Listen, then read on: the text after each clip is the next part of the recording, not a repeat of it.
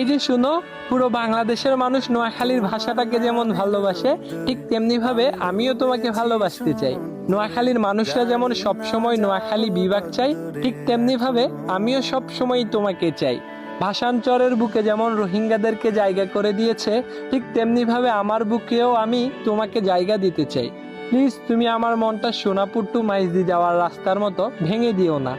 সেটা যদি করো তাহলে আমার চোখ দিয়ে সবসময় মুহুরীর প্রজেক্ট আর মুসাপুর ক্লোজারের মতো জলপ্রপাত বইতে থাকবে, আর বেগমগঞ্জ কুতুবপুর ইউনিয়ন গ্যাস ফিল্ডের মতো আমার মনে দাও দাও করে আগুন জ্বলতে থাকবে, যেটা পুরো বুলুয়া নদীর পানি ঢাললেও নিববে না।